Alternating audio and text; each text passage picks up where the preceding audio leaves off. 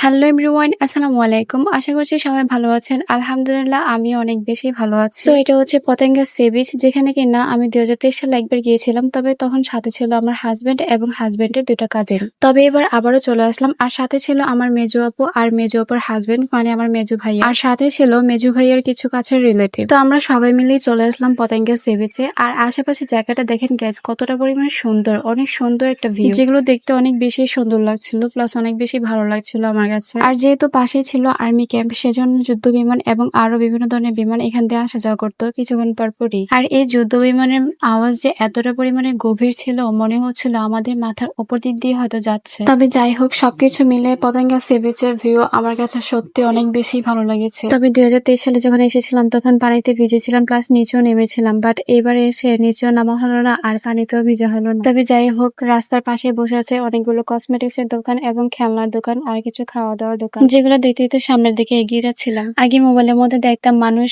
বক্সারের মধ্যে বক্সিং করে পয়েন্ট উঠাতো, আর এখন নিজের চোখের সামনে সবকিছু দেখতে পেলাম। তবে যাই হোক, সারাদিন অনেক বেশি হাঁটাহাঁটি করলাম এবং অনেক বেশি ভালো লাগলো, অনেক আনন্দ ফুর্তি করলাম। তো আপনাদের কাছে কার কার আজকে এই ভিডিওটি ভালো লেগেছে অবশ্যই কমেন্টে বলে যাবেন। আর যারা যারা পতেঙ্গাতে গিয়ে ঘুরে এসেছেন তারা অবশ্যই কমেন্টে বলে যাবেন। যারা এখনো যাননি তারা অবশ্যই যাওয়ার চেষ্টা করবেন।